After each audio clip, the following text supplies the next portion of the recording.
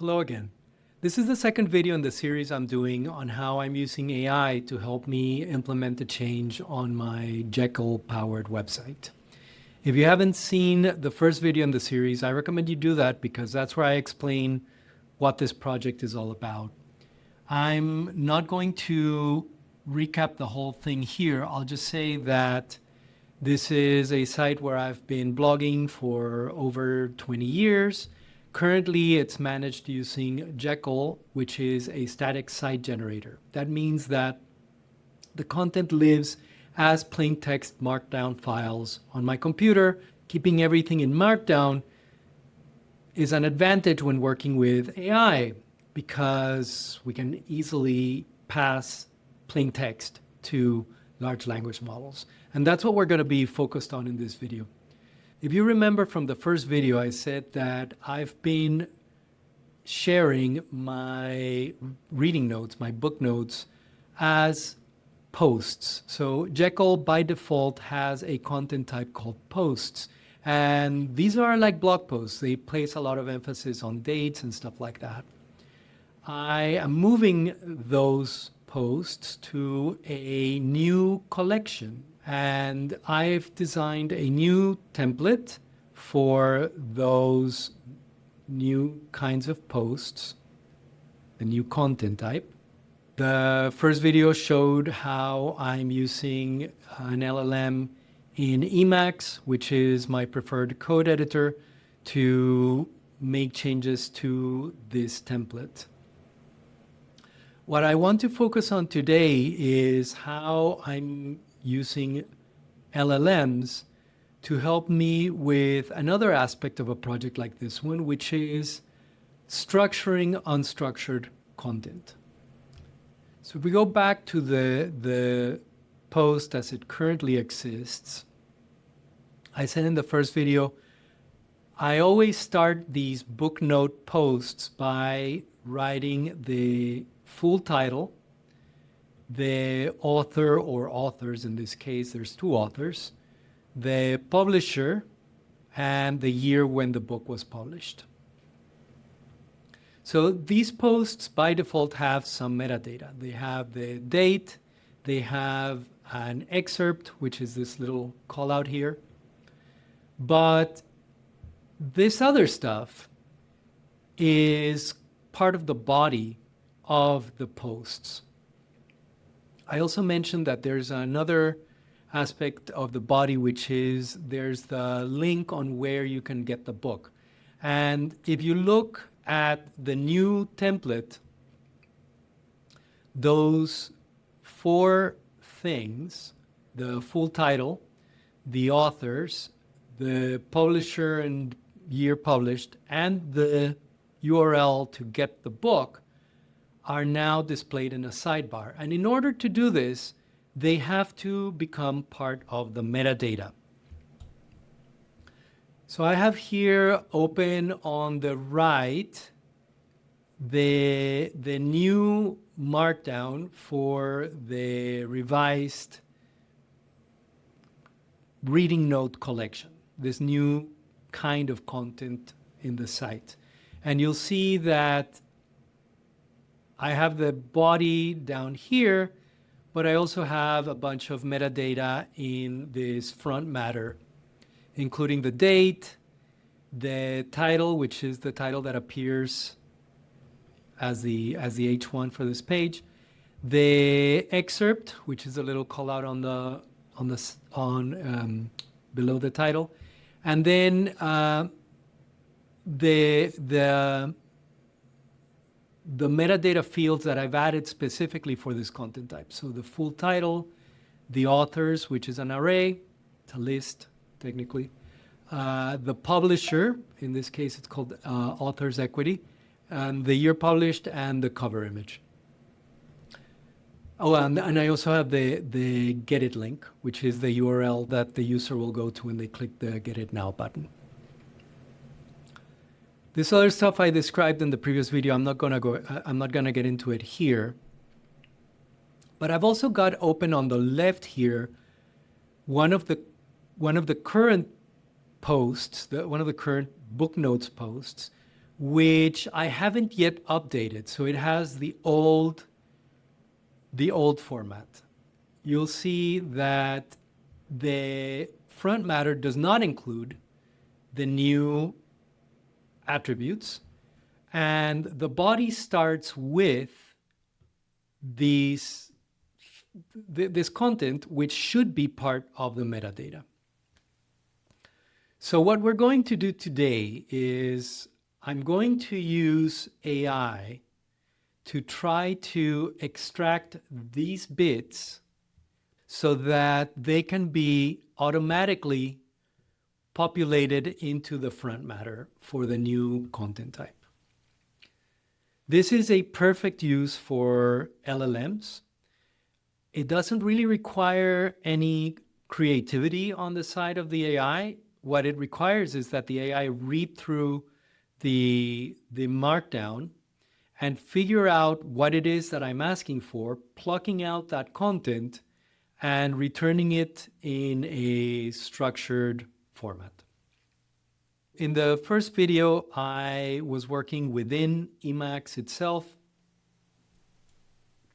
We're not going to do that here. So there is a tool that I'm going to be using that I think is the right tool for this particular job. And this tool is a Unix command line tool called LLM. This is by Simon Willison, who has contributed a lot to this space by experimenting with large language models and sharing what he's learning.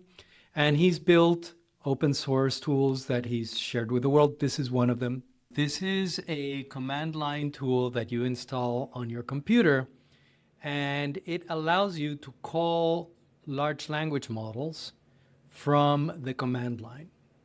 And you can use large language models that are in the cloud, or you can use local language models. So let me demonstrate this in action. And in this case, I've already pre-configured a particular language model, and I can show you what I have here. So I have a list of language models that I have access to from OpenAI, Gemini.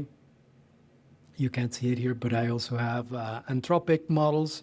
I have a few local ones.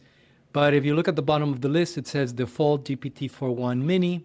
That is the LLM that we're working with by default here. So whenever I make a call to LLM here, it's going to be sending the request over to OpenAI servers. And that's what's going to be working, at least for now. So let me demonstrate this in action. I can type LLM and then give me 10 cute names for a pet iguana. So this is a prompt, right? So I will just execute that, and LLM is now sending that over to OpenAI's servers, and it responds almost immediately. And because this is a standard command line tool, I can use this output and pipe it into another tool. And conversely, I can take the output of other tools and pipe them into the context for the LLM. I'm working here in a directory called reading notes, where I have placed the Markdown content files for 2 of the book notes posts from my site. One of them is the file for Nexus, which we see open here. And the other one is for the book Figure It Out. And I will use these 2 as my test cases to show you how I'm going to be using LLM to help with this. Again, to remind you of what we're doing here, we want to take this bit that starts the body, and we want to extract from it the full title of the book, the name of the author, the name of the publisher, and the year in which this book was published. So how would I do that? Well, first of all, let me demonstrate. I told you that I can pipe content into and out of this LLM tool. Let me demonstrate that first, because that that will help set the stage. So I can type cat, which is a standard Unix tool to read the contents of a file, right? So notes, Nexus, MD. If I just type that, you see that it returns the entire contents of that Markdown file.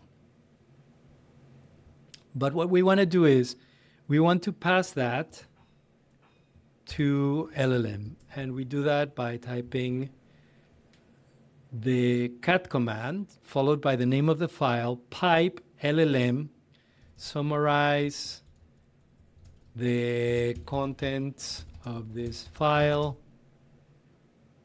keep it under 140 characters. So what it should do now, it should do the cat thing. So it should read the whole contents of this file, and it passes them as part of the context to the LLM. And you see that it returns Harari's Nexus, explores how info networks shape societies, and warns AI's impact threatens democracy's future, blah, blah, blah, blah. So it did what I asked it for.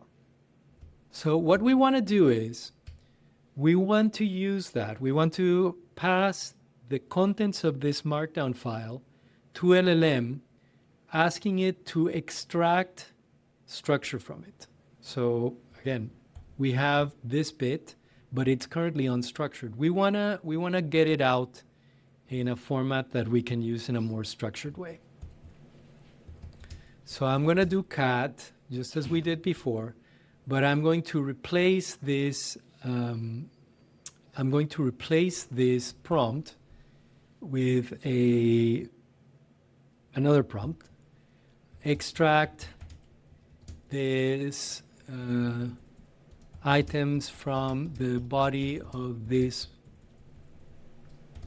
post as metadata.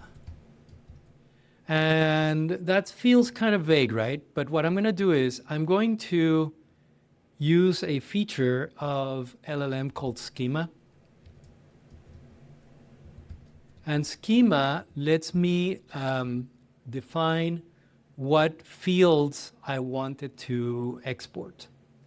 And I want to, let's see, what did we call this? We called the title full, we called that title full.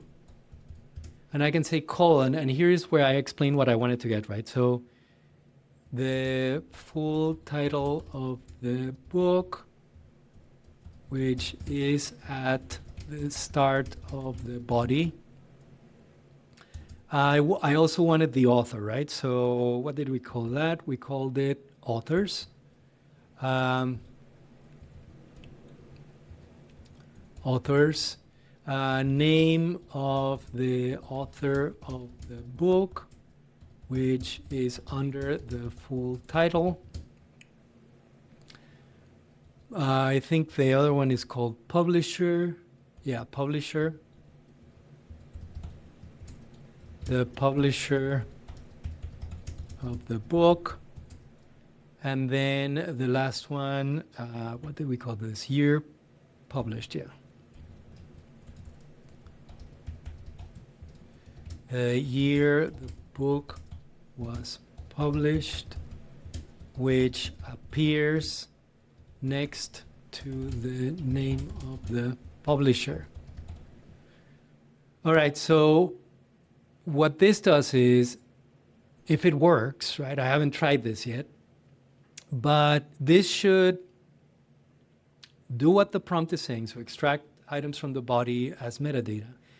And because I'm passing it the schema, this schema feature, it's going to extract these fields as JSON. So I'm going to do one last thing here, which well, that already, if it does this, that already is above and beyond the sort of thing that you can do with a chatbot like ChatGPT or Claude. But I'm going to try to take it one step beyond here and set the temperature. So if you know how LLMs work, behind the scenes, one of the parameters you can tweak is the temperature, which is basically how creative you want the LLM to be, and it ranges from 0 to 1, where 1, it can just like make up stuff, and 0, it's like, don't be creative at all, right? So for this particular use case, we want it to be very conservative. We don't want it to be inventing the content of these attributes. So I'm going to pass it as an option, temperature, and it's going to be 0. I want it to not be creative at all. So let's see what this does. All right. So if you read this string, this did exactly what we were looking for. It pulled out the full title. It recognized that Yuval Noah Harari was the author. It recognized that the publisher is Random House and that the year published is 2024. That is fantastic. This is exactly what we wanted. All right, since we're going to be doing this over and over again, what I'm going to do is I'm going to turn this LLM prompt plus the schema definition into a script, because I don't want to be having to retype this. So I'm just going to select this, and I'm going to use macOS's pv paste command to create a new script here, and I'm going to call it extract metadata .sh. And what this does is this should have created, this created a new file in this directory called extract metadata .sh. I need to change the permissions here to make it executable. Small plus X, extract metadata. Okay, so now this should, so it's executable. I need to figure out where the shell is. And now let's go back to Emacs. And what I'm going to do here, I'm going to open that new script. So reading notes, extract metadata. And you see that the content, the thing that I had copied is now the contents of this file. There is some stuff that did not copy correctly. So we need to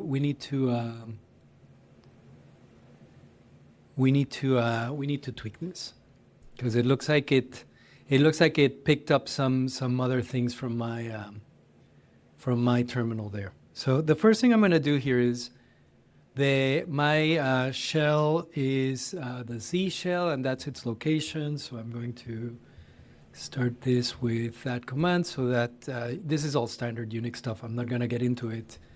But I need to clean this up. This is not correct, right? So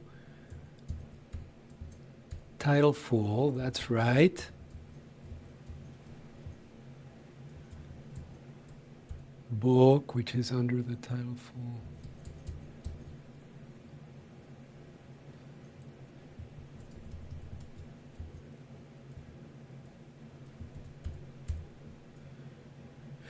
All right, this looks correct.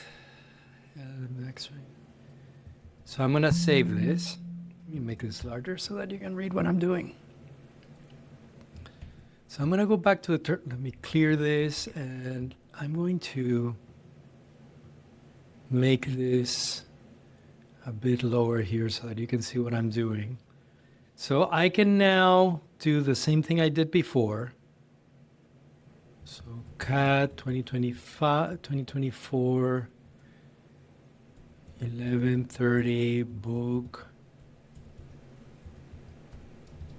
notes, Nexus. But rather than pipe this to the LLM command, I'm going to pipe it to that script. Extract metadata. So this should now do the same thing. It should work exactly the same way. Yeah. So what I've done here is I've made the LLM, the call to LLM, I've made it a script so that I don't have to be retyping it all the time. And now I want to do another experiment. So we know that this works correctly for a book that has a single author. So Yuval Noah Harari is the author of Nexus, and the LLM has correctly exported it here. But we know from the previous video that some of these books have more than one author. And that's in fact the reason why I wanted to include Figure It Out. So I'm going to open the file for Figure It Out. And I did not want it to open there. So let me go to the other buffer here. Make the text larger. And we see here that, in fact, Figure It Out has two authors, Steven Anderson and Carl Fast. So I'm curious. I don't know how this is going to turn out. I'm curious what GPT-4o Mini is going to do with this, because if it's really clever, it's going to recognize that there's more than one author, and it's going to properly format the schema here. So let's try it out. I'm just gonna do cat 2022 05 20 book notes figure it out .md, and I'm gonna pipe to that same script. Let's see what it does. All right, so it says title full, figure it out, getting from information to understanding authors, and you see that it says Steven Anderson and Carl Fast. So it correctly recognized that the authors that there can be more than one author, and it included them in the value for this attribute. The problem is that's not going to work for me. I want them to be a structured list, because the way that we're going to be using that in the front matter is as a list. So that's why I wanted to save this script as a script, because I'm going to start tweaking this prompt, right? And maybe this can't be done. I don't know. So let's see. So authors, name of the author, which is under the full title. There. Let's actually try this in the main prompt. When looking at the authors, there might be more than one. That's not very elegant, is it? There may be more than one author. In that case, include the authors as a list as a properly formatted JSON list.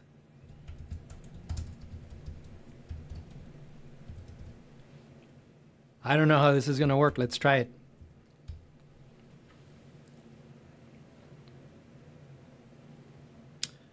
Well, now, what do you know? That does look correct. So this gets us to where we want to be. What I'm going to do now is I'm going to take advantage of the fact that we now have a little script. Really, it's just a prompt, but it's a little script that allows us to do this over and over again, because, again, the whole point of this exercise is having the LLM do it for me so that I don't have to go through every one of those files.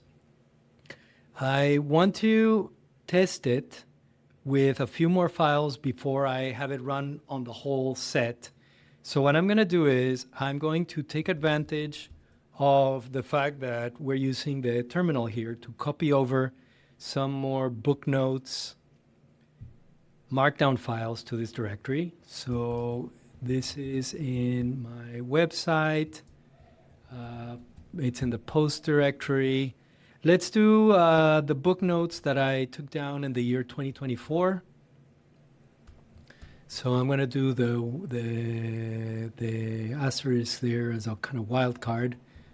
Notes, because all of them are called book notes, right? So, and I'm going to have them copied to this directory here. So what this should do is this should copy all of the Markdown files for 2024 that include the words book notes in them to the current directory. Let's see if that worked. Okay, it did it, but it looks like I didn't do that many book notes. I didn't do that many book notes posts last year. So let's try one more year. Let's do the ones for 2023 as well. I didn't do any in 2023. That is lazy on my part. Okay, 2022. Here we go. There you go. So now we have a we have a larger set, and we're gonna work with this. So what we want to do now is maybe we can test this, right? So let me do the one for Genius, CAT 2022 03 27. And again, I'm going to pass it to the extract metadata shell script.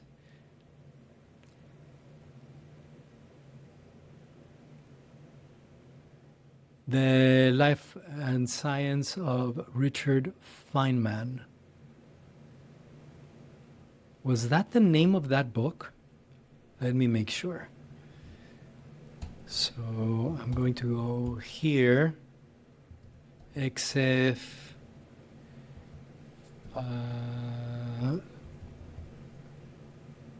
Genius. Yeah, the Life and Science of Richard Feynman.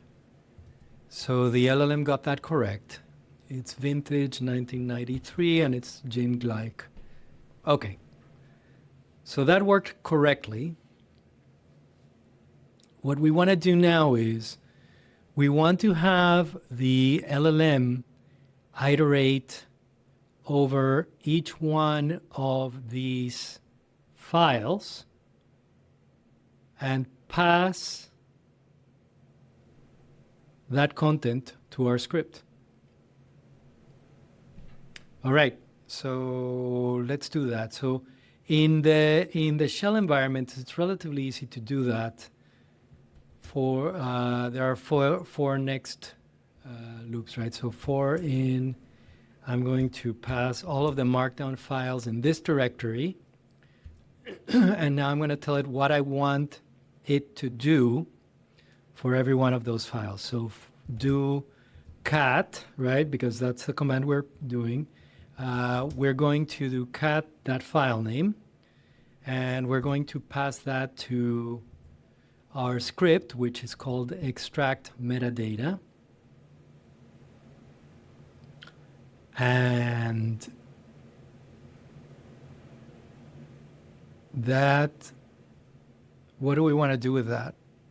We can have it pass it out to the standard output, but we really want to capture these. I think that we really want to capture these. So what I'm going to do is I'm going to save the output of each of the calls to that script into a new file that is going to have the same name as the Markdown file, but it's going to end, let's call it metadata.json.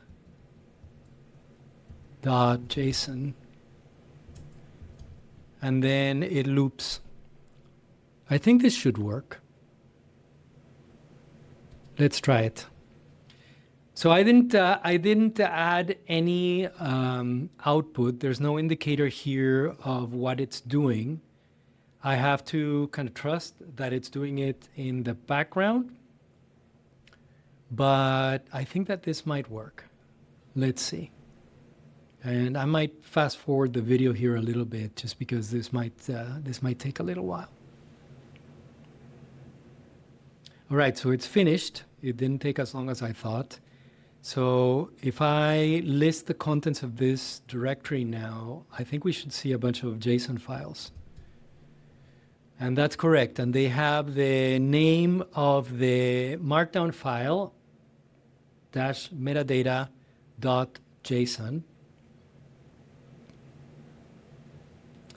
Let's open some of these. I'm going to do it in Emacs to make it easier.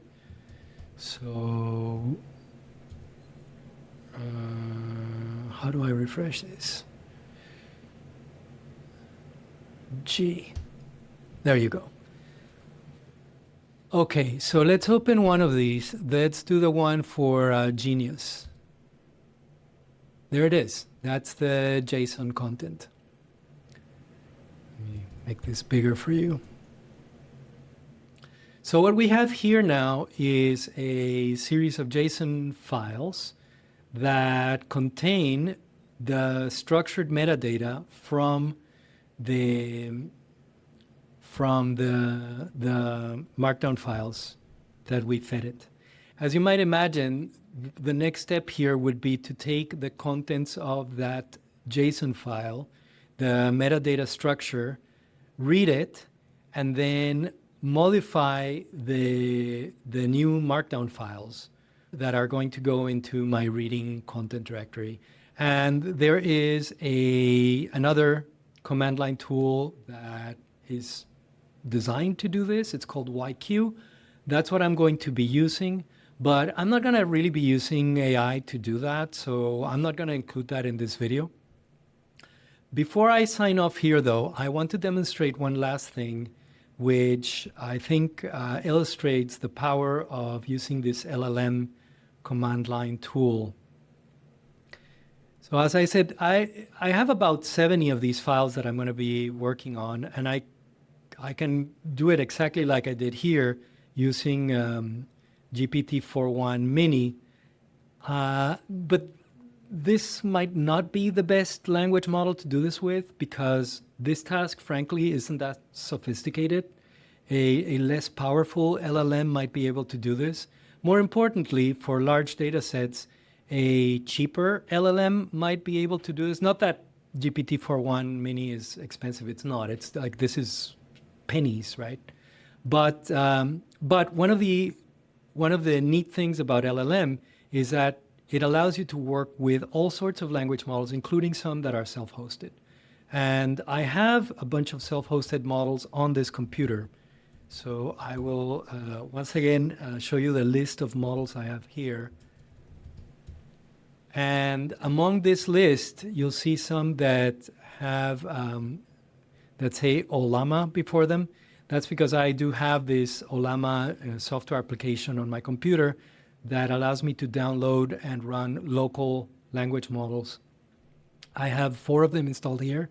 So I have a NanoNets OCR, which I'm using to do OCR on images, GPT OSS, which is an open weights version of GPT 3.5, I think. So that's an OpenAI model. Gemma, which is a Google model, and Mistral Small 3.1, which is provided by Mistral. So these are all open weights models that can be downloaded for free and run on your computer. I have to say right off the top here, my computer has 32 gigs of RAM, and the amount of RAM on your computer will determine which models you can run. So I can't assume that these models will work as well on other computers as they do on mine, but on my computer they do work. And what I'm going to do is I'm going to demonstrate using, let's do Gemma. So I'm going to copy this just because I don't want to have to type the whole thing out. And I'm going to clear the screen. And let's cat back up to the last one where I did the call here to the LLM with the the prompt directly. Because what I want to show you is I can, among the parameters that I can tweak with LLM is which model it uses. And the flag there is -M. And I'm just going to tell it to use Gemma, this Gemma 312. And if I execute that, now it's going to run the same prompt, but it's going to do it locally to this language model that is running on my computer. It is going to be a little bit slower. Again, my computer is not as big, but it does work.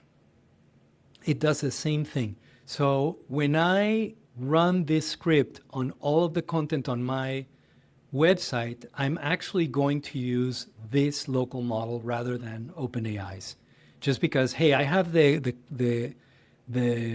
computing, I have the compute, the word that these folks use is compute. I have the compute here. Like, why not use it here? Like, I don't have to go up to the cloud with this.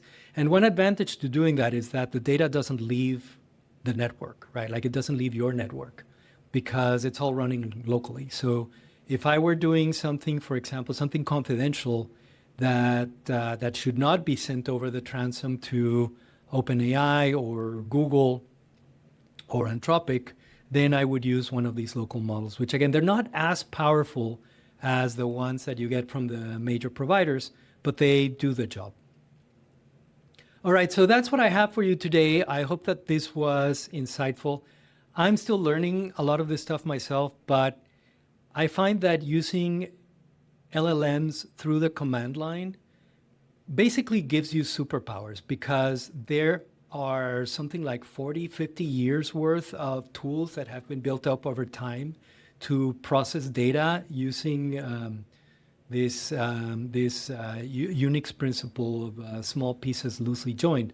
And with LLM, large language models can be one of the pieces that you can join into these workflows.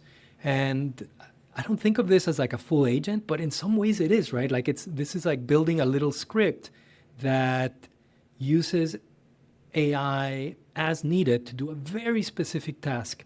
And it's a task that would take me as a human a long time, and it's not the kind of thing that anyone wants to do. And if I were to do it myself, frankly, I think it would be more error prone than if the AI does it. So I think that this is a good use for these things. And I'm very grateful that Simon has shared this tool, and moreover that he's shared knowledge over the years on how to use these things. I strongly advise that you go over and follow him on his website. He's constantly experimenting with large language models and sharing what he learns. All right, signing off for now, and I hope to see you on the next one.